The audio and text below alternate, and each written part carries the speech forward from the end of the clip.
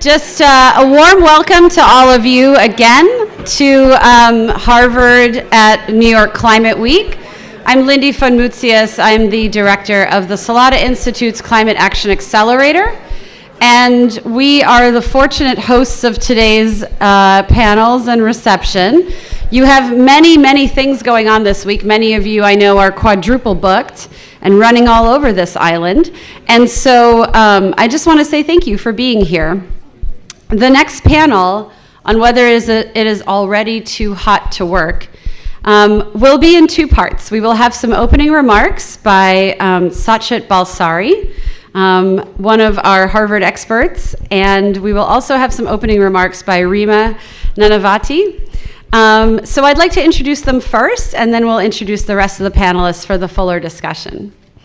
Reema Nanavaty is an Indian social worker and the director of the Self-Employed Women's Association in India, better known as SEWA. She has been working with SEWA since 1984. Under her leadership, SEWA has grown to become the single largest union of informal sector workers in India. She focuses on women's economic empowerment by building women-owned enterprises and women-led supply chains in energy, agribusiness, food processing, waste recycling, and textiles. As SEWA's Secretary General, she led critical efforts to rebuild lives and livelihoods in earthquake-affected areas for rural women and in crisis-torn Afghanistan and Sri Lanka. She also initiated SEWA's food security program that covers 1 million households and spearheads the Hariali Green Energy and Livelihoods Initiative to provide women access to renewable energy. In 2013, the government of India honored Nanavaty with the 4th highest civilian award, Padma Shri.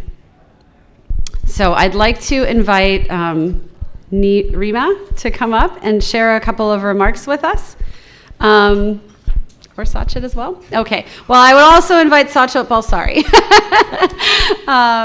So thanks, Satchit. Thank you, Lindy. It's already a little warm in here. I'll keep my remarks brief so you can hear from Reema Ben. I just wanted to set some context. Because it is also Climate Week, we've all heard about the statistics, this being the hottest year on record. What does that actually mean? In places like Alwar in North India, the minimum temperature was 95 degrees at night, right? The minimum temperature.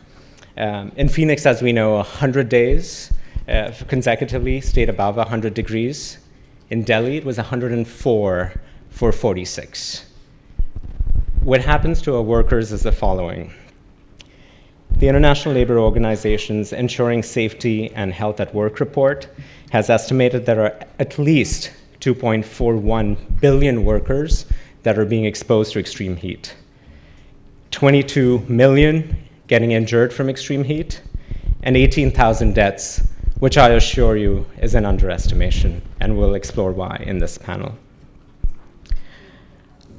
I thought it would be good to hear from Reema Ben, who represents trade unions and cooperatives of women in the informal sector in India. So they are street vendors, construction workers, salt pan workers, a group of about 3 million women workers from 18 states in India that have been around for 5 decades. Reema Ben will help us context set to understand what the lives of these workers mean and what does it mean when we talk about it is too hot and whether it truly is too hot to work. Reema Ben Nanavaty.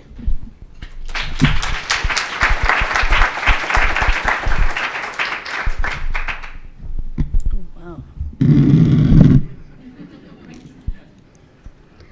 Namaste. First of all, I would like to apologize. I would run and then come back again, as I'm juggling with multiple panels at the same time. And my dear friend wants me to be on stage with her, and I could not say no. But thank you, Satchit, therefore, for splitting the panel. And dear friends here, I also sincerely apologize as well. But I think, as Satchit said, I speak here on behalf of our 3 million members, all women workers in the informal economy in India. We are a confluence of 3 movements. And when I say we, it's SEWA, the Self-Employed Women's Association, the labor movement, the cooperative movement, and the women's movement. We were founded way back in 1972 by our founder, Ela Bhatt.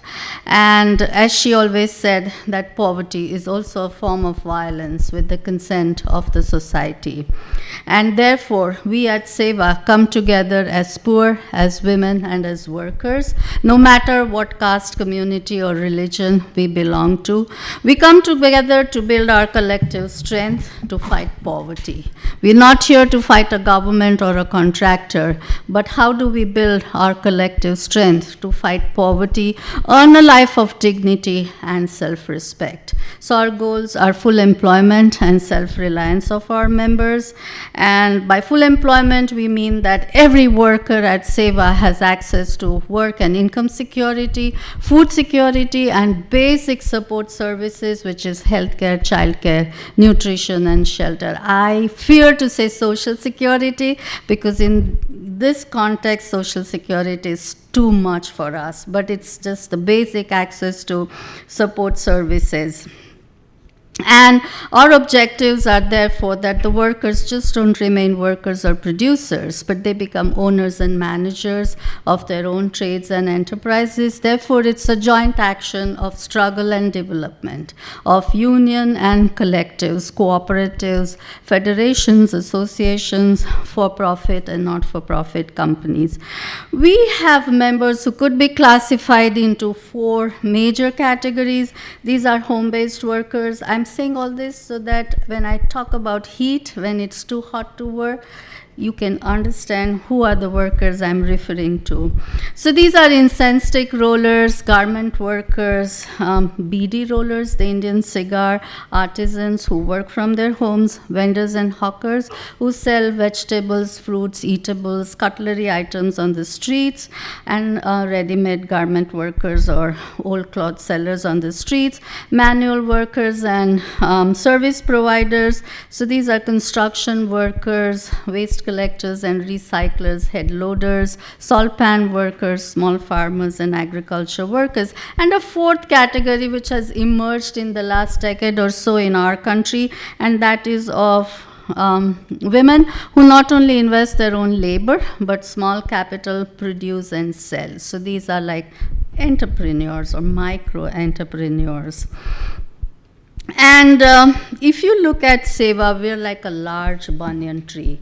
The trunk is parent, the trade union, and the leaves are our 3 million members, and the branches or the twinings that grow and vines that reach the ground out and take roots, and these are the member-owned enterprises, the cooperatives or the collectives. And then we supplement and complement each other. While we were celebrating 50 years of SEWA, we were so excited that 50 years, and so we had a long list of how we could celebrate. And when we went to our founder, Ela Bhatt, she very patiently listened to that long list and told us back that but 50 years have already gone by.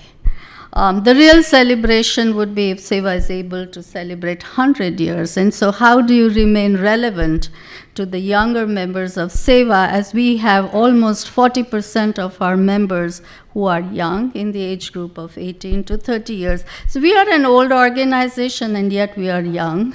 And therefore, the challenge was, how do you remain relevant to the aspirations of your young members? And José, this is what Future of Workers and Future of Work mean for us, Cathy, that the ILO had for its centenary celebration. And one big challenge when we went back to our members as to what is it that they would want SEWA to work on was climate. It's the climate crisis, which has the worsening impact on our members, and it is increasingly growing by the day. And the worst sufferers are these poor women workers in the informal sector.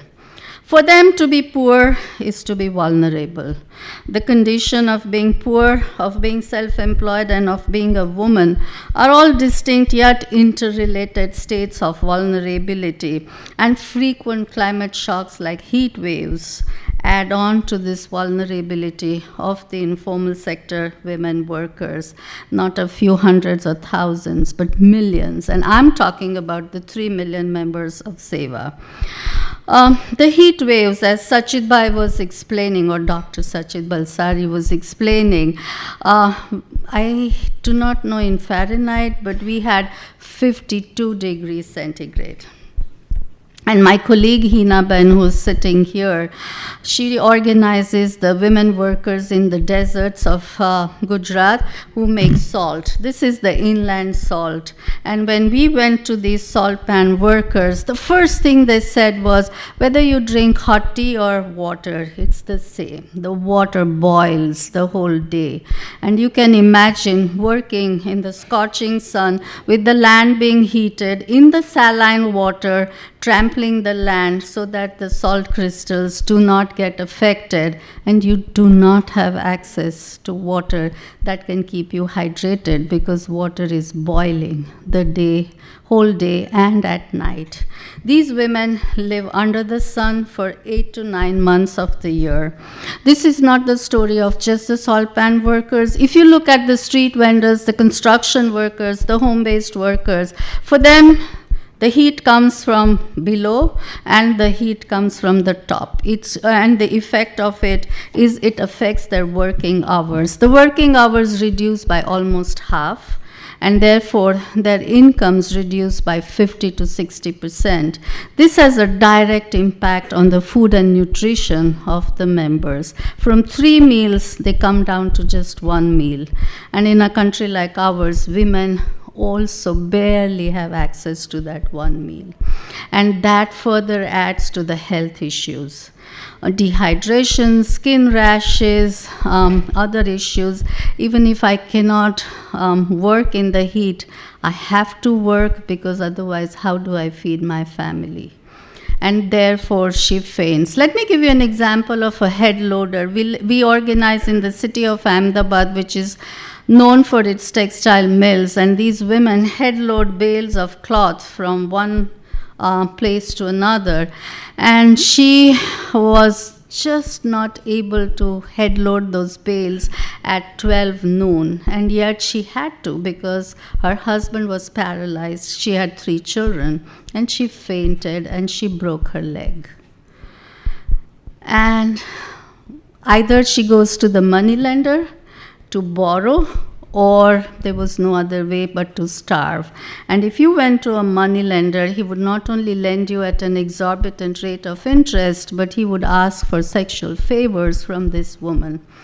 And there I think we had the parametric heat insurance product with a cash layer. And the payout triggered because it was above 45 degrees centigrade for 3 successive days. And she got the payout in her bank account. And the first thing she did was to call us and say that my life is saved, my dignity is saved. And that is what it means that, when you work on heat action plans, it's the dignity and the self-respect of the poor that matters. And I'm very grateful that we are able to work with Dr. Balsari and Caroline and the team on doing a sensor study, because not many people really have the data how heat impacts the women workers in the informal sector. I may have an insurance product, but I'm not able to sleep because the roof is so hot. The air inside is so hot. And who sleeps outside? It's the men who get to sleep outside, but the women have to live inside. I have to work as a BD roller or a garment worker inside in a small little 10 feet by 10 feet home, and there is my gas stove where I have to go on cooking, and there's no electricity supply because I couldn't afford to pay the electricity bills. And this is what living in too hot situations means to us. And I think, therefore, we have been working not just on parametric heat insurance, because that alone is not going to build resilience of these workers, but I think with the wet bulb and the humidity data that we will have, we're going to work on a climate risk reduction facility. Along with that, how do you have cool chawls, which are the slums which are made cool by the women themselves? How do you have your cool roofs, and what kind of other cooling devices that we can bring? How do you have green villages, so that, you know, if 60% of the homes in the villages start using cleaner and greener technology, and therefore, you know, how do you, and therefore the government has to incentivize these kind of villages and the workers. Finally, I would like to end by saying that what we have to work is on designing innovative and comprehensive financial protection products, not just social protection alone. So integrating microinsurance with other innovative financial products to build climate resilience of the workers. Our experience showed that out of the 50,000 women who got the parametric heat insurance, we were very grateful for the partnership with Climate Resilience for All. And out of the 50,000 members, 46,000 members got the payout. And 17,000 women did not have bank accounts. So it led to financial inclusion as well. But I think alternate livelihoods for the informal sector women, and therefore we are setting up what we call it as our Livelihood Recovery and Resilience Fund. As you heard from my sharing of the experiences, is that climate shocks lead to vulnerability, and if your work and income are stabilized, then you are less vulnerable. And how do you do that? If you have access to finance in less than 14 days' time, because very often relief takes longer to trickle down, and once you have access to that relief, you are able to then repay back, and that is what we are currently working on. I may have to run now, but my colleagues would be here. But thank you so much. We call Satchit Bhai and Caroline Ben and José Bhai and Cathy. We believe in sisterhood and solidarity, and therefore we are all here as sisters and brothers, and I'm sure you would have more and more ideas that how do we build resilience of these poor women workers who do not want charity, but they want a life of dignity and self-respect. Thank you so much.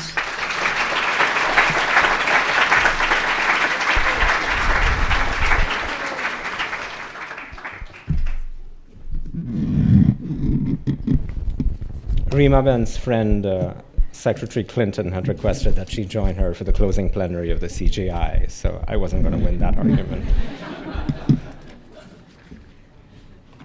Would you like to introduce the others?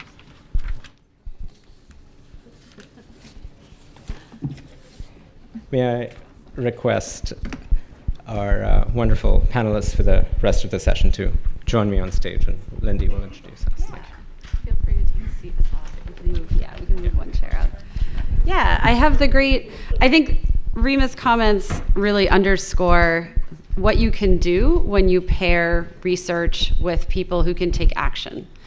And the work that she has led in collaboration with Dr. Balsari and the Salata Institute's cluster on climate change adaptation in South Asia has really helped redefine how we gather data and how we use that data. So I'm extremely grateful that Reema was able to come and speak with us today, and just really want to thank her for her leadership.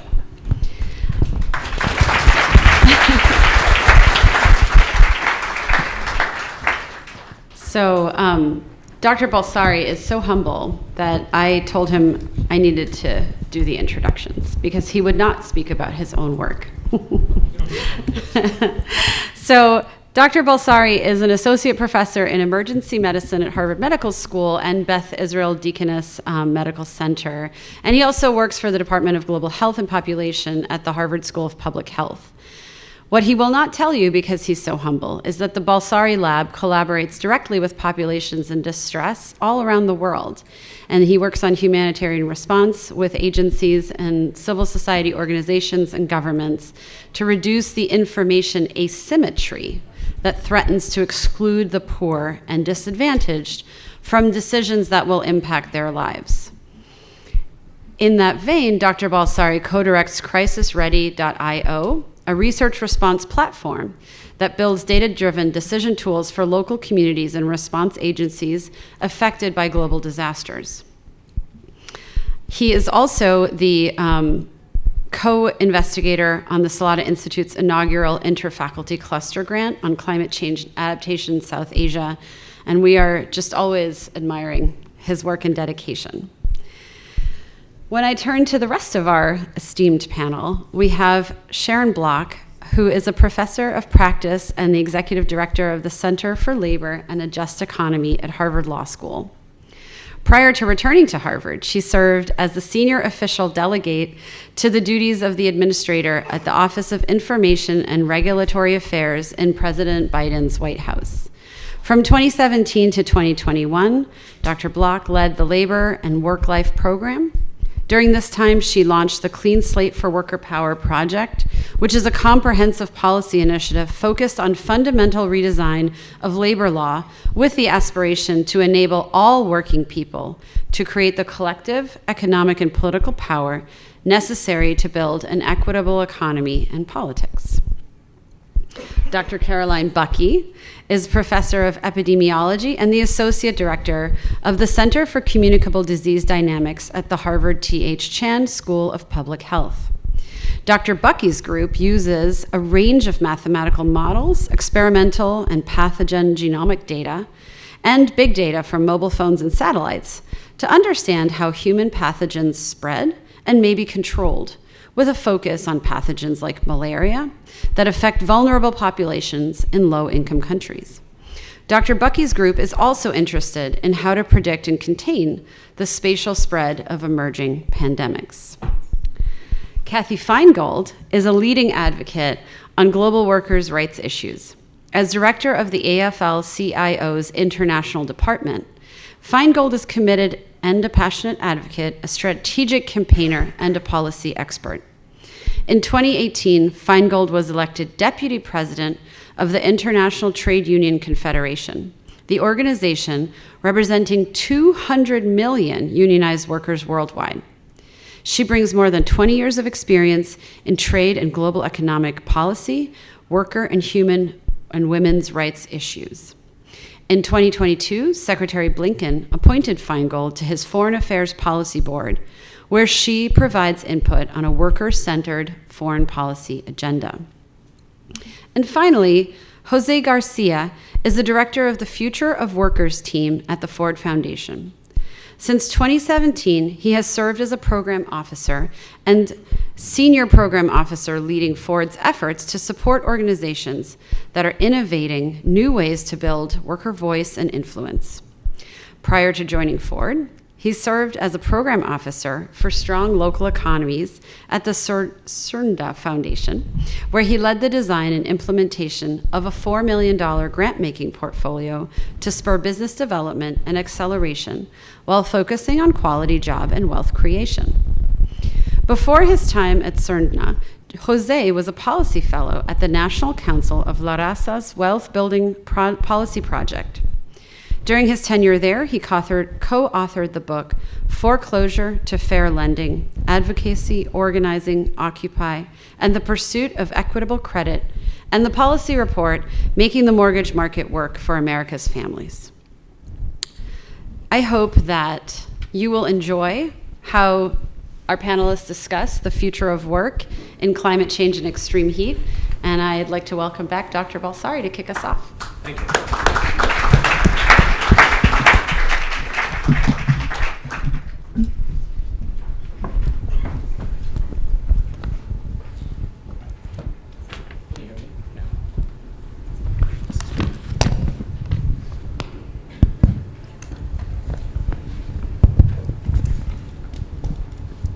Reema is always a hard act to follow. And I'm sure I need to ask no questions, but just invite all of us to respond to what Reema Ben said. But Sharon, I'd like to start with you. India is a different context. 90% of the workforce in India is in the informal sector, so no social protections, the kind of work that Seva described. The United States is a very different place. Sharon, may I invite you to help us understand what the scene looks like for workers in the US? How is it different, the formality and the formality, the organized sector, the unorganized sector? Sure, thank you, and thanks so much for inviting me to be on this panel. It's quite an honor to be here. Yeah, I mean, obviously the United States is a very different context than India, but heat and the impact on working people is very much a crisis, really a crisis for American workers also. We don't have great data on exactly how many American workers die each year because of heat exposure or how many get sick or injured. The official data says it's upwards now of 40 workers a year die in the United States. A lot of advocates and scientists believe that number is much, much higher, because in fact heat is in the United States the biggest weather-related killer.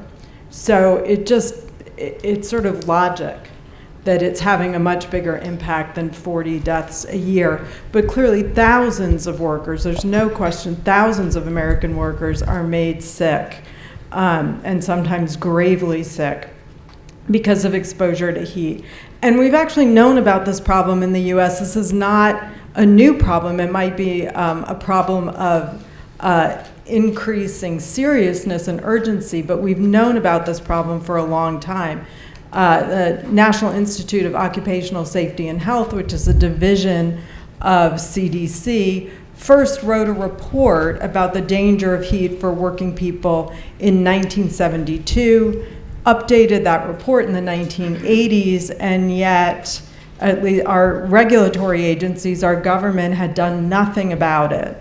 And maybe we'll get into this more. This has, finally changed with the Biden administration. But there are different kinds of estimates. The EPA, the Environmental Protection Agency, estimates that 5 to 10 million American workers are exposed to dangerous heat levels each year. And that's just from workers who have to work outside. We now know, especially because of the rising temperatures, that workers who work indoors are also now becoming sick and even dying because of heat. So who is this in the US who's subject to these kinds of hazards and dangers? I think probably everybody, like the first kind of worker that comes to mind are agricultural workers. That is true. They are sort of at the highest level of danger. Construction workers, though, also extremely exposed to heat. But we're seeing more and more sectors fall into this category. And again, really for the first time, I think there's been some focus on the indoor heat hazard. So warehouse workers, restaurant workers, delivery drivers. So I think people who have to spend all day in a truck that's not air conditioned, that are working around ovens and stoves all day. And so the picture of these workers, when I give you those sectors where the risk is the highest, one thing that most of those sectors have in common is that they are disproportionately populated by people of color. So the profile of the American worker who is most at risk because of heat in the workplace, either outdoors or indoors, is a worker of color. This is not just for sort of older people who have other kinds of health problems. This is becoming more and more spread throughout our economy, at least at points during the summer of danger from extreme heat. And that doesn't even factor in the homes that they go back to. A lot of these conversations around occupational heat stress are heat stress at home.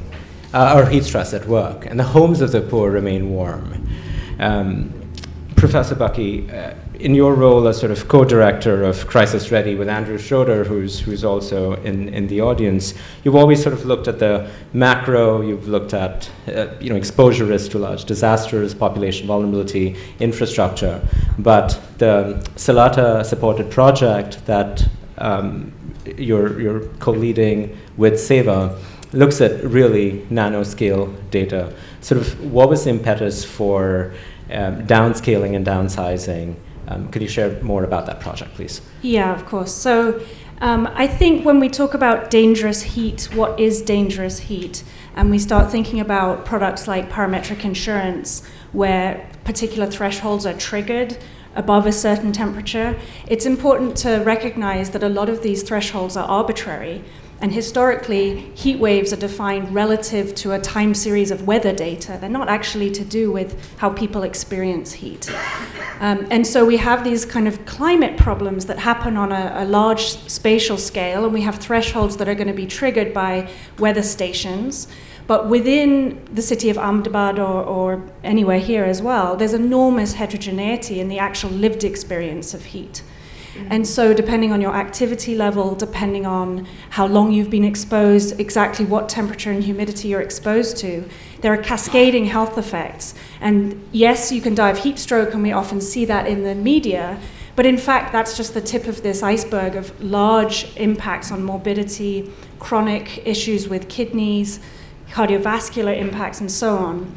And from an epidemiological perspective, what you need to do is measure the exposure, so what temperatures people are exposed to, and then what the health outcomes are. But it's really hard to do that with temperature data when the lived experience is so heterogeneous. And so trying to think about what the real impacts are and what dangerous hot heat means is challenging. Added to that challenge is that most of the data from the health side comes either from physiological experiments in highly controlled settings, mostly in the global north and mostly among athletes and soldiers, so young men. So we don't have good data on health impacts in older people and women. But also if you try and look at it from a health systems perspective, doctors don't write down the cause of kidney problems as heat. And so using routinely collected health system data is also very challenging when we're thinking about this. In fact, the estimates of excess mortality from heat are still very poorly understood, and that's something that we're trying to do. With respect to the work with SEVA, what we're trying to do is get better access to this information about exactly how people are exposed, both at home and at work. And so we're taking advantage of the fact that biological sensors and environmental sensors are increasingly low cost. You can distribute them, they're cheap. And so we've distributed thousands of sensors in the homes of SEVA members. And we're following exactly what heat and humidity they're exposed to, their activity levels. We're using biosensors, we're collecting labs. So we're doing an incredibly detailed health impact study that takes into account the fact that there are enormous heterogeneities in how people actually experience heat, depending on what they're doing and where they live. And so through that study, we are hoping to develop sensible thresholds. If you think about the trades that Reema Ben was talking about earlier, the threshold might need to be very different, for example, for a parametric heat product, heat insurance product. If you're a market vendor whose produce all rots at 40 degrees, even if she might be okay at 45 degrees, versus somebody that's a head loader versus somebody who's a salt pan worker. We need to think about these thresholds differently and measure exposure correctly so that we can figure out, we'll talk about adaptation later, but first understand the health impacts, and I think that's still an open question. And even health impacts is challenging because we don't know what's on either side of the equation, right? So is it 100 days of 100 degrees that's bad, or is it 4 days of 120 degrees that's bad? And then how are you tying up each of these different exposures to the outcomes? Are we talking about kidney disease? Are we talking about wages lost? Are we talking about disturbed sleep? If you don't sleep enough and you're paid per item that you're producing, you're not going to be that productive a few days later. What is that outcome of interest? Is it lives? Is it livelihoods? Is it morbidity? Is it mortality? There is so much excitement about trying to figure out excess mortality, and it is important, but we've talked about how there is a journey of misery, like a zone of misery for weeks, months, or even years before you die. And that is a signal that we need to sort of do a better job picking up if we're going to come up with policy and regulation and technological interventions to try and mitigate the impact of heat. Cathy, this brings me to you. As Deputy President of the International Trade Union Confederation, what does all this look like globally? The ILO report in 2024 said 92% of the workforce in Africa, 83% in the Arab states, nearly 74% in the Asia Pacific are exposed to excessive heat. These are mind-boggling numbers. What are the biggest challenges you see when you scale out globally?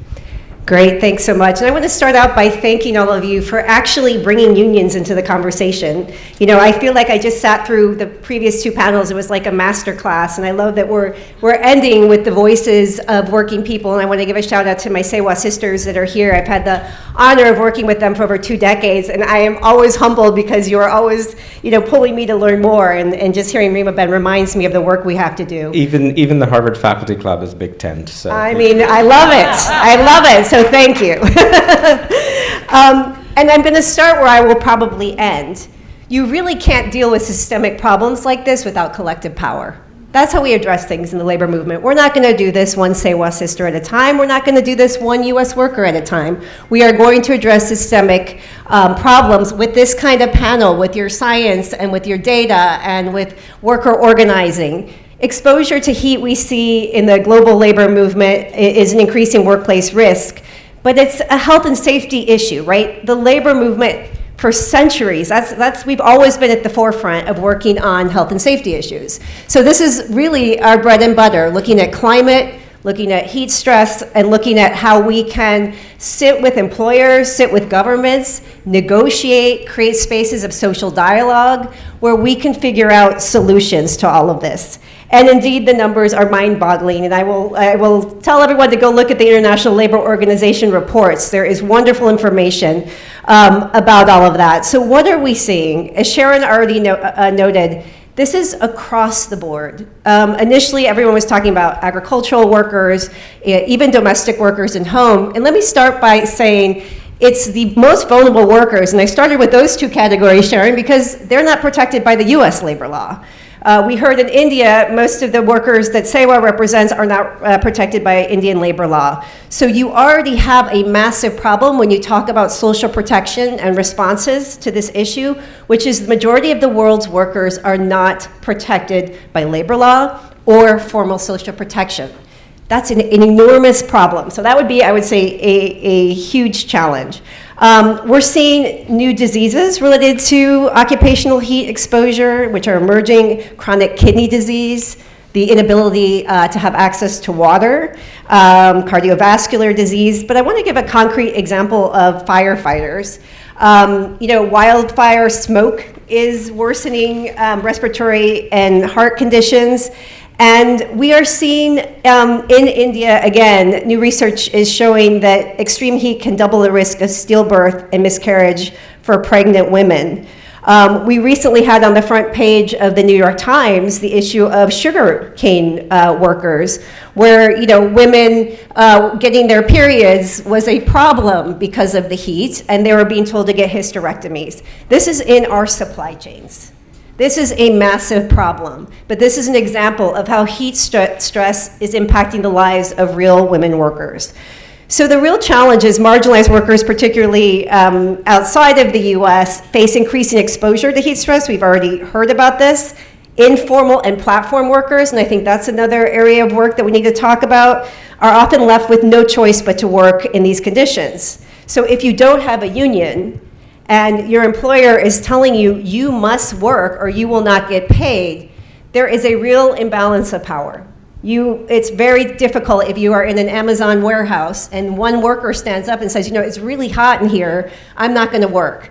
The International Labor Organization standards actually say you have the right not to work. But that is very difficult for any of us that are in workplaces. If you are the lone voice saying, you know what, it's really hot in here, we need water in our workplace, we need, breaks when we, have menstruation. And if you are the lone voice, it is very hard to make those changes. And so what we're seeing as a labor movement is the need for us to organize around this issue. And I want to end by saying that, there is a real business case, since I'm sitting in the hallowed halls of the Harvard Club, because productivity goes way down. It has been documented that when you force workers in extreme heat conditions to continue to work, whether you are a firefighter or you are an incense roller in India, a construction worker, an Amazon warehouse worker, and you are forced to work under extreme conditions without the necessary breaks, without, I'll give an example in the next round, bathroom breaks, your productivity goes down. So for the business productivity argument around why we need collectively to sit down as unions and workers, allied organizations, employers and governments to come up with real policies that protect absolutely every worker. No worker should be left out of any kind of legislation. And I know, Sharon, here in the US, we are going to fight to make sure that OSHA regulation does that. That should be the model around the world. We're not gonna leave out agricultural workers or warehouse workers out of legislation. We need heat stress legislation that works for all workers. Thank you. And just as a reminder to those of us that aren't exposed to the labor movements or how these rights have evolved, even in the United States, it's after all the labor movement that has played a very critical role in workplace safety, right? We're sitting in New York, some of you may recollect the case of the Triangle Shirtwaist Coast factory, right? So these are garment workers that are essentially burnt alive because they could not escape the buildings that they were working in downtown. And this is why the hideous fire escapes that you see on the sides of every building in New York City are a result from safety regulations. The number of hours that workers work, the idea of the weekend, the 8-hour workday are the result of collective bargaining. And we see that in different forms. This isn't unions or non-unions, but the idea that workers will need to have a voice. And José, I turn to you here. You head the Future of the Workers program. A lot of the scenarios that we've talked about here in the United States are still within sort of a formal structural work environment. Things have changed after COVID. There is not only remote work, but gig work is on the rise. Just between 2005 and 2015, there was a 20% uptick in the number of workers in the United States that are self-employed. And we expect these numbers to reach maybe as much as 50%, right? And self-employed means less policies and regulations to protect them. So what does the future of worker look like in a warming world? Yeah, thank you so much, Dr. Satchit, for having us here, and thank you everybody else for joining us, and shout out to our Sewa sister here, of course. I just, as we lead, and I think there's a common conversation here that we're having in which workers actually have not only at the center of the conversation, exerting their voice and exerting their power to ensure that we have the ability, right, to negotiate with sectors, companies, or create policies that protects them, right? So I think if we start there, this is very much a center of the Future Workers program.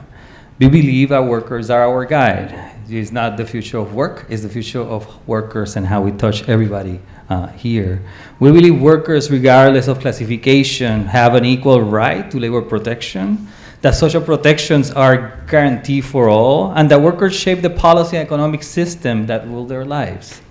To answer your question, Doctor, the issue for me of not whether it's self-employed or in a company, but the level of precarity that they experience and the asymmetric of power that they experience. When workers lack the power to move policy that protect them, or the lack of negotiating ability to negotiate with sectors or companies, the issue of heat become a life and death issue. And as Professor had mentioned, it's actually a broader scale of precarity there too. In the heart of our modern economy, there is a continuous growing risk, and it's the risk of precarious work in a world where workers, temp workers, subcontract workers fulfill permanent job needs but are denied by basic protection. And people who are precarious, have precarious job, are actually the backbone of key industry that we rely on every day. We're talking about farm workers, that was mentioned. We talk about construction workers. We talk about health workers. And yet, they face relentless ties of insecurity. And many of the same workers, although experience devastating heat, impacting their health and their ability to work safely. This is just because about temp work or gig freelance work, but precarious can come in many forms, agency work or self-employed or app workers, people that bring your food, and even part-time work who's unpredictable in terms of their scheduling, waiting when they're going to get called back at any moment. So these, when we unite all these diverse forms, it creates a power imbalance in the labor market, where workers forced to bear the brunt of any economic downturn, discard when no longer needed, and they struggle then to plan their life and support their family or access basic necessities like healthcare. This imbalance and lack of regulation oversight is what make workers vulnerable and the impact of heat. Let's just look at warehouse, for example. Nearly half of all companies' warehouse workers were injured in prime day. But we know from research and hearing from workers directly that their injuries are often not documented, ambulances are not being called, and they have just given ICE a few minutes break and they're told to go back to work. This is precarity. And this is the similar issues that workers deal with heat. Studies also show that low-wage workers, predominantly black and brown women and immigrants, are the most vulnerable on these precarious conditions. They are the front line of this battle in terms of heat. And they clearly are fighting a business model that prioritizes profit versus people. In New York, platform delivery workers were often denied the ability to use bathroom when picking up food for their next delivery. And they regularly experience wage theft from the platform they work on, including tip. In this kind of scenario, you can also see the lack of concern for issues of heat, and these are the workers that bring us food that are out there, that need water, that need actually shade to actually work on, that clearly impede their health consistently. As climate crisis actually worsen, precarious work who lacks the ability to negotiate are forced to endure extreme conditions. Farm workers, for example, as mentioned before, are 20 times more likely to die from heat-related illness than other workers. Warehouse and gig workers face relentless pressure without protection, like limit breaks or water. So at Ford Foundation, we're focused on challenging the notion that precarious work is the price of progress. We must demand an economy that values all workers, that provides security and dignity, that recognize the contribution of those that build a world. So for the Ford Foundation, the issue of heat is another area in which those workers that have the most precarious assistance are the ones leaving the brunt of it. Thank you. That's all well and good. It'll come at an economic cost, Sharon. I went through the Biden regulations. They talk about a 15-minute break every 2 hours. You add that up, it's an hour in an 8-hour day. There are huge economic costs to doing this. Can you shed some light on how we should be thinking about why this is feasible? Sure.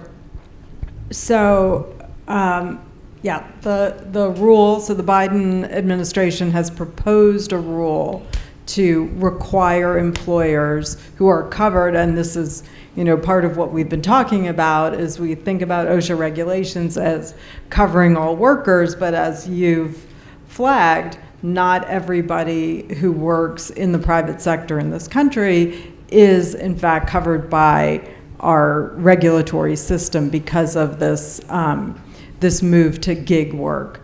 In addition, our OSHA regulatory system doesn't necessarily cover public sector workers. That's on a state-by-state basis, and there's still a number of states, in fact, I think the majority of states, that have not chosen to cover public sector workers. So just, think about all the state and municipal workers who are working outside, who are taking care of the trees in the park and whatever. So just want to set those parameters. The estimates that OSHA has put out with its rule is that it would cost annually $7.8 billion. It's a big number. It's one of the bigger numbers, price tags attached to U.S. government regulation. But if you break it down, the number of workplaces, the number of employers who would be covered, it comes out to about $3,100 a year per employer covered. That's obviously an average. That's, they're big employers, the cost is going to be more. But here's the important part. The benefits, the estimated benefits of this rule would be $9.2 billion annually. And I ran the office in the White House that does regulatory policy, so I've never gotten used to putting a dollar price tag on a human life. But, that is in part what that $9.2 billion represents, are the lives that would be saved as a result of this rule actually becoming finalized and going into effect. But there are other economic benefits. As you mentioned, workers lose productivity when they're not sleeping, when they're too hot to work, when they're injured. But I don't want to lose sight of the fact of what that $9.2 billion at its heart really represents, which are workers who won't, who'll get to come home at the end of the day because they got to get out of the heat, get some cool water, sit in an air-conditioned room for a little while. So that's the economic case. We've got a long road to go, though, before this rule goes into effect. It's only been proposed. On average, and it just devastates me to say this as somebody who spent most of their career in the government, it takes OSHA on average 7 years to finalize a standard. Comments on this rule are due at the end of December. So I don't think it's overly political to say that the future of this rule being finalized is very much dependent on what happens in our election. So, this is an amazing step forward. As I said before, we have known in the US government about this problem, the need to address this problem for decades. For the first time, the government is actually trying to do something, but it is far from a sure thing that it will actually take effect. I just want to underscore what it is that we're talking about. We're talking about rest breaks, water, and access to sanitation. And a little cooling when it gets extreme hot. There is not much in these regulations beyond that, and it's going to be a struggle, Caroline, and yours here, and probably even more in the global south or not. Your experience with SEVA has been different. You've seen that the more you work with poor people directly, one recognizes that one's notions of who the poor are and what they're capable of it changes quite a bit, and we're mostly wrong in our Ivy League bubbles. How do you see the work that you're doing pan out? Because there is an impatience with organizations like SEVA. They're not sitting around waiting for us to sort of sort this out for them. Yeah, and I think that reflects, globally, there's been a reluctance to talk about adaptation in case it jeopardizes the mitigation conversation. But I think in places in the global south, the reality is already there, and it has been for a while. And air conditioning is not going to solve this problem. It's just not. And so, these very basic protections for workers, how do we ensure in the informal sector, for people with very diverse trades, how do we think about adaptation? So from an epidemiological standpoint, we often think about trials of new interventions, right? So maybe there's a cool roof and you paint your roof white, and it brings down the temperature by X number of degrees in a controlled setting. But if you, in a lived context, does that matter? Does it mean that you're sleeping better? Does it mean you can make more clothes if you're an at-home tailor? Like, none of this has been worked out, and it has to be contextual. There are interventions coming down the pipeline, but organizations like SAVA have to decide things soon. What are they going to do? Are they going to recommend cool roofs? Are they going to recommend parametric insurance products? Just a word on parametric insurance products. I hadn't thought it through, right? But it requires a certain heat for a certain number of days in a row. Day one, you don't know if it's going to reach the heat wave definition. You're not getting your payout until after the heat wave is over. So what is the decision that you make as a daily wage worker? Are you going to go to work anyway? Very probably. So you're still putting your body at risk and your health at risk, and your life at risk sometimes, because it sounds great to have an insurance product, and I think that's wonderful, but we have to be very careful about exactly how it works for real people's lives. And so one of the things that we're trying to do with this sensor deployment is to build a more flexible and adaptive way to think about testing adaptations in situ. So can we, if SAVA decides to deploy a certain type of ventilation or a cool roof, can we build out the data architecture and the study designs to help them test them very quickly and see what's working for them? They can't afford to wait for trials or expert advice to come. They have to make decisions, and we need to empower communities to be able to think about their own data collection and advocate for themselves for the specific needs that they have in their context for their trade. And so I think even the traditional ways that we think about interventions and adaptations, we have to update that and respond urgently at the level at which the crisis is happening. And mostly that's in the global south. Thank you, Caroline. Sharon, I want to come back to, let's bring in corporations, right? So this conversation is about bringing in policies and regulations that will take a lot of time, but sort of what is corporate America doing about this, and how are they thinking about this? And I would really like to explore what wins there are out there, what's already working. A case that comes to mind is Trillium Asset Management. They have successfully leveraged shareholder proposals to nudge companies to change behavior. They've done this to make companies more environmentally responsible, to introduce diversity in their workforce, even influence CEO hires. There's a particular case I recall of EOG Resources where Trillium was concerned, and I bring this up because of the last panel, about methane leakage from oil and gas companies like EOG, and along with other investors, they press a company to increase transparency, and in response to shareholder proposals, change behavior. Is this an exception? Are you seeing more of this happening? How much farther do we have to walk? I wish I could give you a different answer, but I think, Trillium in particular is really an exception. And they have done exceptional work. I mean, what they have done sticking up for the right to collective bargaining, particularly for Starbucks workers, and putting pressure on that company, both through shareholder proposals and their engaged C-suite engagement, and also in the environmental space, I think has been quite laudatory, but I think is still pretty much of an exception. And part of that, so that's an unusual company. When you pull back and look at institutional investors and the role that they may play in this, one of the problems is the institutional investors who may be most likely to care about conditions for workers, particularly around this intersection of environmental climate crisis and worker safety and health, would be like pension funds.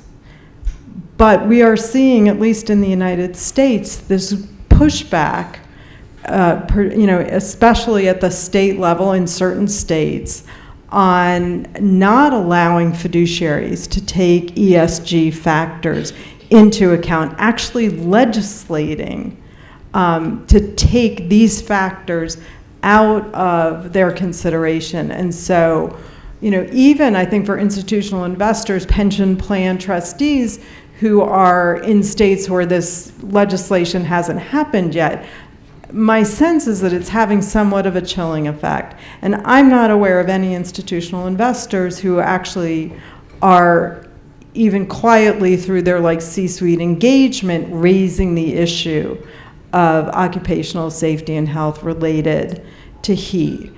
I think corporate America has a really important role to play, and one part of the role they have to play when OSHA finally does finalize this rule and goes into effect is to not support trade associations and their associations who present legal challenges to these kinds of regulations. We just see that now as a result of decisions by the Supreme Court that have really opened up the avenues to challenge government actions like these rules. We saw this during the pandemic. And a lot of the organizations that bring these kinds of challenges do it in the name of very big corporations. And we don't see that pushback from the companies whose workers' lives are at stake if these legal challenges are successful. Can states intervene? Are there examples where states are driving this conversation? Yeah, we are seeing more states step in and promulgate their own heat standards. California has been at the forefront, as they often are in this space. And I think there are about 5 or 6 states. We're seeing a couple of new efforts. Unfortunately, though, we are also seeing in some states a step backwards. In Florida and Texas, they have actually passed state laws telling cities that they cannot protect the residents of their own cities from these kinds of heat hazards, and actually wiping off the books protections that had already been enacted to protect construction workers. Like in Texas, there were workers dying because of heat. Some cities stepped up and said, you know what, it's not okay. We're going to protect our own city residents. And the state legislature stepped in and said no and wiped those laws off the books. So we're seeing, a couple, Maryland is the latest state that looks poised to enact their own heat standard. Last time I checked, though, I think it was a lot hotter in Florida and Texas than it is in Maryland. And so, again, it's not a happy picture, or universally a happy picture. Change takes a while, and there's a tremendous amount of sensitization to be done amongst consumers, corporations, workers. There are gaps, right? There are gaps in science, there are gaps in policy, there are gaps in financing. We haven't even touched upon where some of this financing is going to come for the informal sector. Cathy, as we were putting this panel together, several colleagues on the panel said, well, you have to ask Cathy about building coalitions. How does one sort of go about building the momentum you need across the aisle, across the public and the private sector? You work locally, globally in government. You work with Speaker Pelosi, with Secretary Blinken. You've worked overseas in Haiti and the DR. How are these coalitions to be built? Great, thanks so much. I'm going to start a little bit with some gaps and then move on to coalition building, because we need to know what we're building around. And so I want to first just say on this adaptation point, what I love, just to build on your comment, is access to decent work has to be seen as part of adaptation. It's not just infrastructure, it's decent work. So that's what I love about this panel on adaptation. Let me start with some gaps that I think we need to start organizing around in coalition. One gap is PPE. When it is so hot, are you going to wear that mask when you have hazardous chemicals? I'm not an expert in PPE, but I know some people out there need to start figuring this out. There's going to be a hierarchy. When it's 125 degrees in India and you're being forced to work around hazardous chemicals, can you breathe through that mask? Those are questions. There needs, we have some challenges. Most countries around the world do not have the equivalent of OSHA. So most countries, I know India has one, but there's some challenges with it. The Sewa sisters can talk about it. But most countries in the world don't have an OSHA. That's why the role of the International Labour Organization is so critical. They create standards, and just 2 years ago, OSH became what is known as a fundamental standard, meaning all 187 countries who are member states of the ILO have to abide by OSH. This is critical because what happens in countries that don't have OSH ministries, they can literally cut and paste best practices from the standards of the ILO. But this is huge. How are you going to address these issues if you don't have anyone in your labor ministries or whatever ministry or health ministry that even has expertise in this? That is a big gap that we need to address. And then a huge gap, and is that in 75% of the countries around the world, freedom of association, which is the right to join a union, the right to have democracy in your workplace, to have a collective voice, to stand up when you're that Amazon worker with all of your coworkers knowing you're not going to be fired. In 75% of the countries, you are routinely fired. You can be blacklisted. In some countries, we recently had a union leader in Honduras be killed. The stakes are high. We must have protection of freedom of association around the world in order to get to solutions so that workers feel like they can be part of the solution. So what are we doing? What are some of the ways that we can build coalitions? One thing is organizing. We're building alliances around building off of freedom of association, the right to have a union. I'll give an example of in India. There seems to be a lot of examples out of India.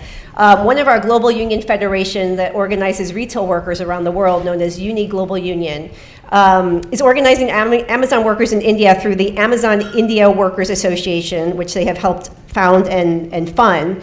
And they took action against Amazon's productivity demands amidst the worst heat wave in Delhi. So we already heard it was 50 degrees Celsius. Those warehouse workers didn't have ventilation. One Amazon manager in that place asked workers to take a pledge that they would not take a break for bathrooms or water until they met their productivity goals. The workers came together with allies, and this is the importance of building alliances, and they launched the Amazon India Workers Association, and in July 2024, during this historic heat wave we've heard about, they were able to petition the National Human Rights Commission and win, and get an investigation and really win. So that is an example of, in order to make change, you will need the workers in the workplace, members in communities supporting those workers, believing those workers that heat stress is a serious issue. I've already mentioned the sugarcane workers that was highlighted in the New York Times. That's another example of organizing that's going on. It's another example of corporations that now need to look at their supply chain, making sure that they don't have egregious worker rights violations, especially amidst extreme heat waves. And then I want to give an example of just 1 year ago here in New York City, labor unions from Brazil and the US, we came here with Presidents Biden and Lula. And what do those two presidents have in common? They both love unions. So they launched the Partnership for Worker Rights. It's a rare moment. We just went to the G20 in Brazil, and our two governments, with support of the labor movements in both countries, we just launched a heat stress initiative. So what we're doing with this heat stress initiative, and we're hoping that that will get lifted into the COP that Brazil will host after Azerbaijan, right? Brazil has often also said that labor ministries will be at the table at their COP, which will be very innovative, because that means you can talk about heat stress. You can talk about just transition policies. How are you going to transition your economy, making sure workers are protected from heat stress? And what this does, and I'll get to the coalition part, is you've got government, you've got unions, and you've got employers working together to discuss heat stress and figure out the best solutions. In our world, we call it social dialogue. It's not a term we use very much in the United States, but globally, it's critical. It's how you get to solutions. You have to have all players there, creating a safe space to say, here's the lived experiences of Sewa women, of workers in the US, Here's what we're going to do with government regulatory policies based on the lived experiences. And employers, here's how it's going to get implemented. And you negotiate over, it's too expensive, here's our limitations, and you get to a solution. And so that's how we're thinking about building out some of these coalitions. The other space I would just mention, because a lot of people here work transatlantically, are the new due diligence tools that are mandating how corporations need to behave in Europe. And we have a lot of coalitions built around due diligence work. What this means is asking employers to look at their supply chains and figure out what are possible impacts from climate, from heat stress, on worker rights issues. And so we've got this amazing moment right now to build out coalitions with the human rights due diligence community, with the climate community, with the migrant rights community, because we haven't even touched on the fact that all of this is forcing people to move and to find places that are not so hot. We don't really know how to define a climate migrant yet, because they're also economic migrants usually, right? And so everyone's splitting hairs. If you're moving because you don't have a good job and you're too hot, you're moving for a better life, and we need protections for all those workers. So we are in this great opportunity to deal with heat stress from a really broad base of OSH experts, of trade unions, of women's rights organizations, co-op movements, because heat stress really impacts all working people's lives, all communities. It's something that everyone can relate to. Thank you, Cathy. I want to pick up on the migration thread. In fact, the Salata cluster that Caroline and I belong to is titled South Asia, Heat, Adaptation, and Migration. And I think this is something that we're probably several decades behind in terms of recognizing the forced displacement that migration, that heat will result in, both in acute and long-term time scales. Land is going to be unarable, it'll be too hot to live, not just too hot to work, and you are forced to move, or you're so poor that you can't move, right? And sort of how do we actually think about allowing people to safely remain where they are, and we're talking about hundreds of millions here, or to receive them safely. And I don't need to point out to this audience that our current regimes and the current political dialogue in most places in the world right now is not thinking about how do you receive people. In terms of illegal regulations, we are essentially still stuck with the 1951 Refugee Convention and the covenants after that do not cover climate migration. Attribution will be so hard. How do you define who's a climate migrant? Are we going to put microsensors in people and quantify what their exposure has been? So these are hard questions, and we're several decades behind. A conversation that I got to sit in this morning was around adaptation financing, around workers essentially, right? So where are we going to find the money to make work safer? Where are we going to find the money for the parametric insurance product? Where are we going to find the money for the resilience, et cetera? And José, this brings me to you. How is Ford thinking about sort of financing around these programs that we're talking about? Each of these interventions, including shifting public opinion, is an expensive intervention. That's right, and thank you for this question. I think we need everybody, and I truly believe that. I think we're in the Harvard Club, and I think it's important to us to all think about people that can be part of these worker organizations that actually can provide money actually to worker centers or informal networks like SEWA to actually help us to move their agenda forward. At Ford Foundation, particularly the Future Workers team, we have a particular strategy, right? As part of a strategy clearly centered to that is the idea that workers should have voice.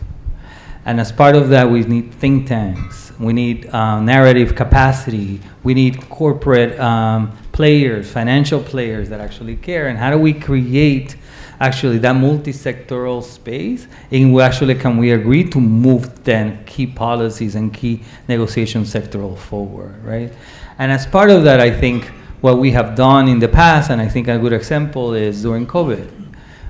During COVID was, it was a moment in which workers actually was heavily undervalued. And I think due to the activity of workers actually coming out, due to the work of journalists actually sharing those experiences, they were able to change the narrative about their lives and about what role do they play in society and who actually is actually making the economy work, right, as part of that. And simultaneously at that, they were able to create, clearly, for example, in New York City, a fund for undocumented workers, right, to ensure their safety net.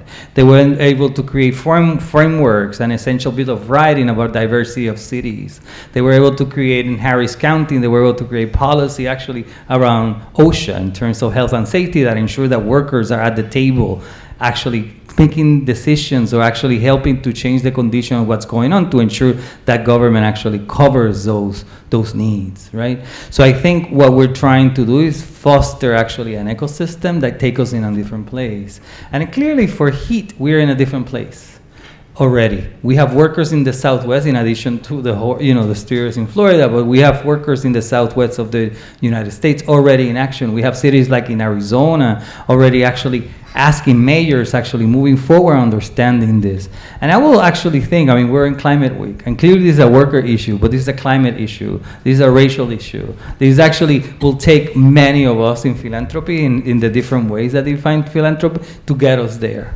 Right? We have to understand when we're thinking about the climate crisis, this is an issue, yes, of technology, innovation, and so on, but this is an issue of people and the ability of people to survive, right, in an economy. And when we think about this, we have to ensure that eventually all these different changes that we want to ensure that we save our climate and our planet have to have public will. And for that to happen, we have to take care of people, because people are the public will. So we cannot ignore then workers as part of that broader plethora of different constituency that then will help us to move a climate agenda that benefit all of us, particularly those that are more precarious workers. And I think this is the chance of our life. We are at the end of the rope. And our most precarious workers are actually the ones that are suffering the most. But this is coming from you. We know already workers are working at night more than they're working during the day because of climate needs. The only reason they can work at night is because they can negotiate at what time they work, right? So I think in that ethos, we should think about this, in the way that this is all getting affected, and precarious workers are at the center and ringing the alarm very heavily for us to listen.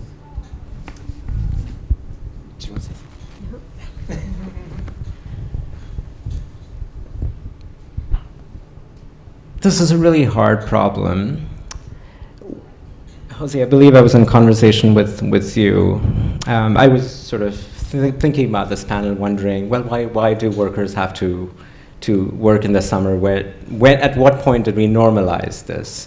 Most of us in this room, not all, remember a time when the afternoon siesta was very real in many parts of the world, including the developing world, right? We're not just talking about a particular country in Europe, but most of the developing world shut down in the afternoon, and you sort of went home and you came back in the evening, and you worked a little bit late into the evening, and that's gone, right? There is a celebration of work that is acculturated amongst all of us. There are colleagues here from a very wealthy hospital that we all worked in a few blocks from here, and we all remembered what a struggle it was on a shift in the emergency department to grab a meal.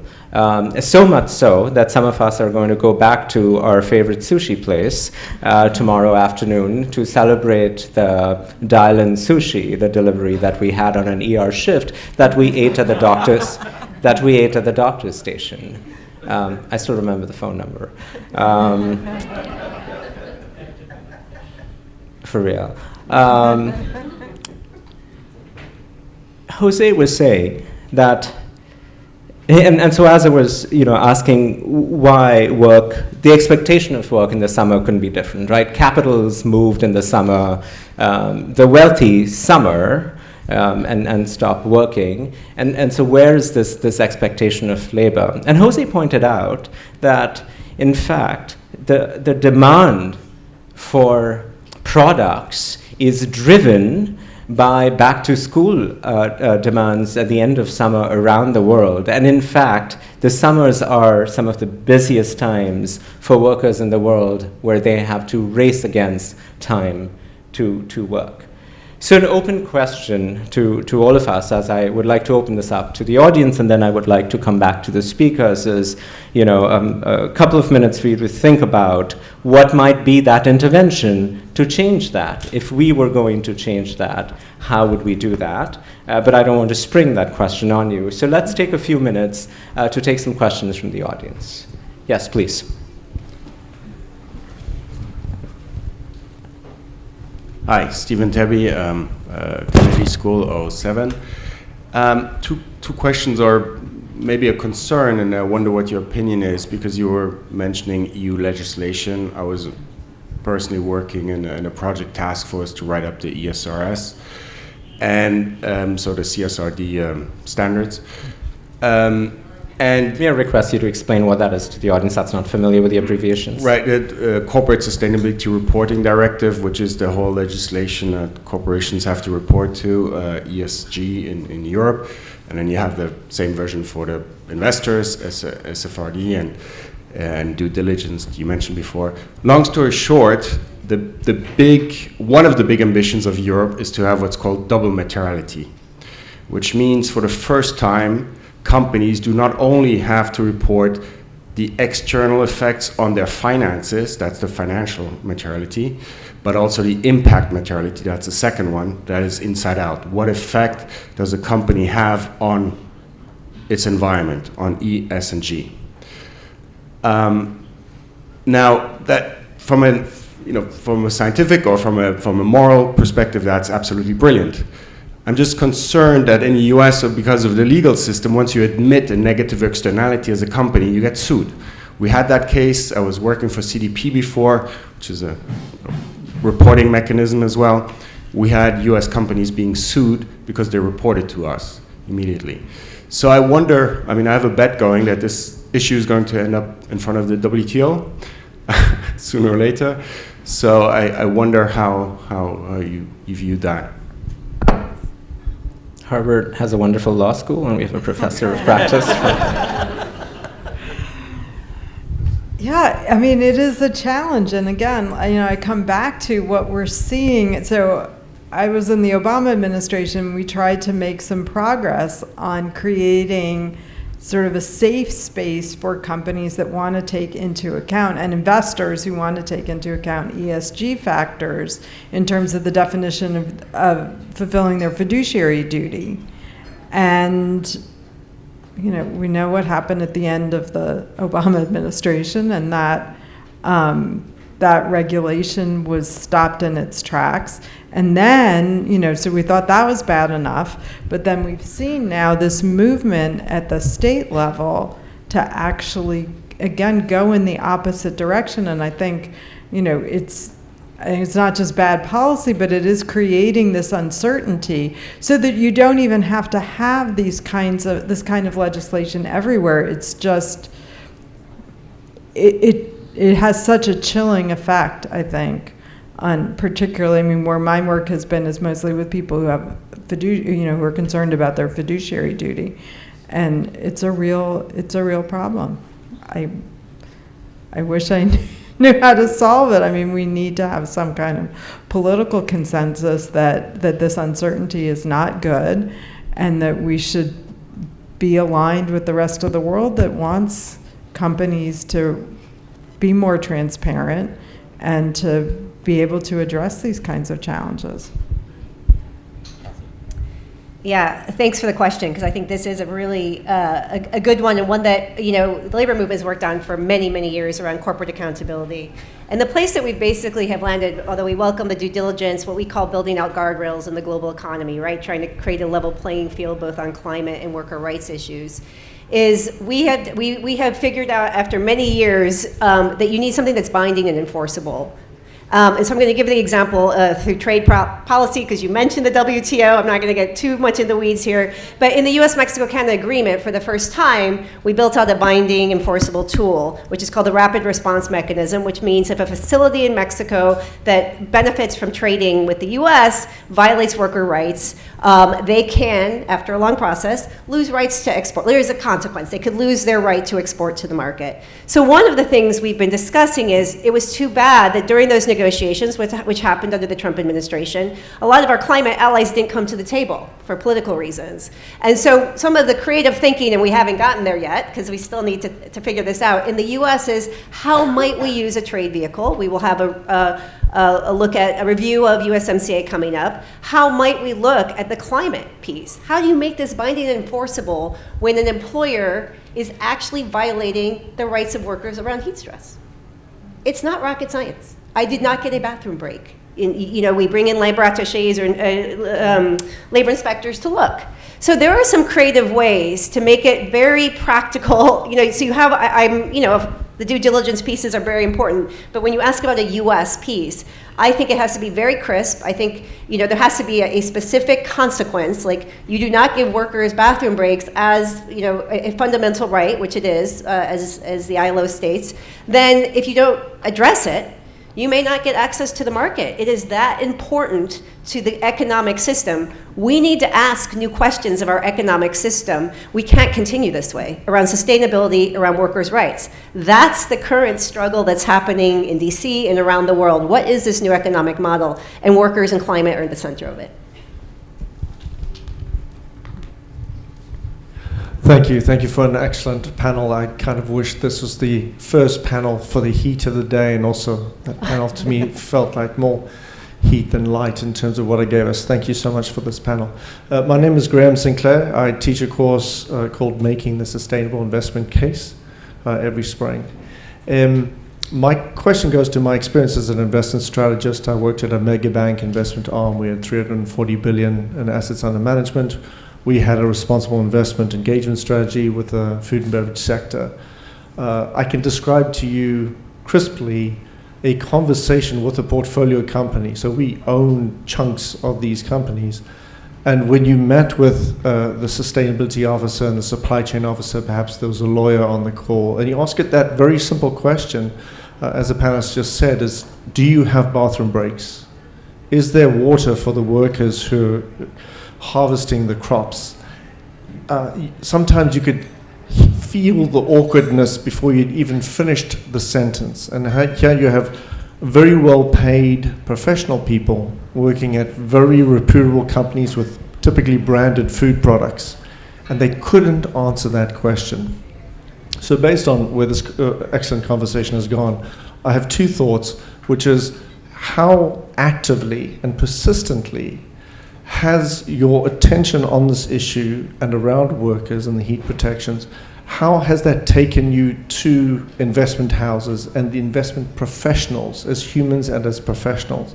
And is that a direction of travel and push that you're looking to work through and developing the research behind that? And secondly, where those stories ultimately emerge often, and which every investment analyst depends on, is local, on-the-ground reporting, grassroots reporting by journalists, often hometown newspapers and so on, who report on what happened and what horrible event happened in the heat for workers. So I'm very interested in terms of pressing through investors and then pressing through local reporting by journalists on this issue. Thank you so much. You want to start? You want me to? Okay. Great question. One, we would welcome the opportunity to partner more with the investment community. What we find often in the investment community when we do partner with them is they're not looking for binding and enforceable. They're looking for a good public relations sort of, how can we do a quick fix? So it would be great to brainstorm, how do you get something, a bathroom break? Like who doesn't, want a bathroom break? In terms of finding out real information on the ground, I have to go back to saying the best information you're going to get is from a unionized workplace where they feel safe giving you that information. We welcome investigative journalists like the ones who did the recent, I keep coming back to the India sugar because many people read it, forced labor and sugarcane in the Dominican Republic. We welcome that reporters do that. But if you really want to know, I worked in Haiti, and if you really want to know, like, if women are able to use a bathroom, and they can tell you without fear, or there was a lot of gender-based violence, and at first they didn't want to discuss gender-based violence with people. They had to sleep with managers to get a job. They're not going to tell you, investigative reporter who they don't know who's they're going to report. They're going to trust their coworkers, their union that they've created together. And so that is, again, unions aren't external. They're part of the hopes and aspirations of people in their workplace for a better future, for a democratic voice, not only in their workplace, but in their country's policy discussions. So I would say, welcome ongoing thoughts on how to engage investors. We do that. We have a whole department at the AFL-CIO that does that. And building off of Sharon's comment, we also coordinate our pension plans around the world. It's called the Committee on Workers' Capital. So we take the good work that Sharon just mentioned, and my work around the world is we look at the Brazilian, we look at the Danish pension fund, and we've had real wins doing that because the Danish pension fund and the Norwegian pension fund have real commitments to worker rights. And so when they invest in offshore wind in this country, for example, which is a real case, they're much more ready to engage in project labor agreements and good standards with our workers here. So that's a great partnership where it's a win-win. The investors win with really profitable investments in the US, taking advantage of the Inflation Reduction Act. Our workers win with good wages and knowing that this clean energy transition is about them. They're going to get good jobs. And when there's heat problems on an offshore wind, when they're building it out, they know their union's going to take care of them and that the company's going to respect their requests.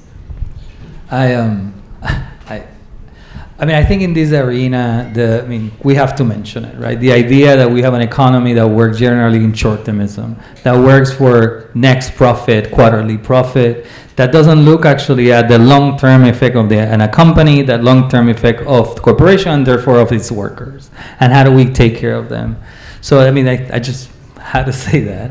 And then I think as we think around those words, we think investors are an important part of this piece, right? They're the ultimate owner. As we have an increased role of the financial sector in our economy, actually investors are a critical part. So we actually do some work to actually get a better sense of what are the conditions that work on the ground, how actually investors can actually activate themselves to work. And what we generally find out is that we have a set of investors that have values aligned, that actually care about this, usually from Norway, usually actually churches many times, actually come to the fold. And it's incredible the amount of work that you can do with one good player in this.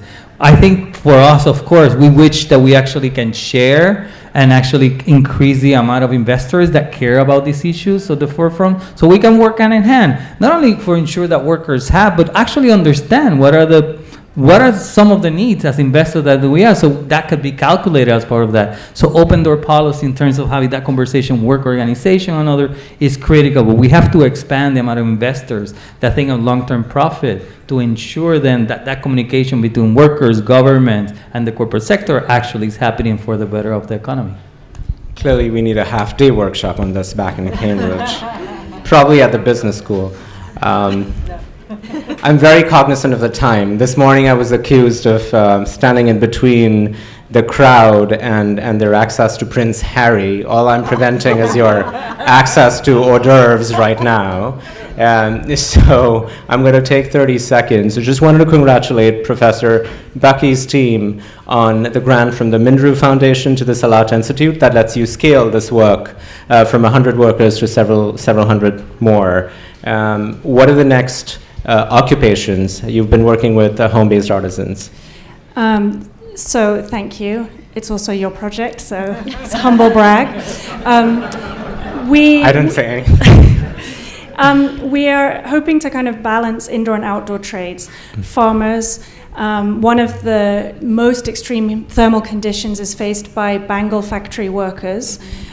who are subject to not only the heat but also the temperature from the furnace, and they work with an open flame, often without gloves, for hours and hours every day. I just want to say one thing, which is as we start to analyze this data, we are seeing the conditions in the homes of women in Ahmedabad reach pretty close to that theoretical limit where human existence is no longer possible.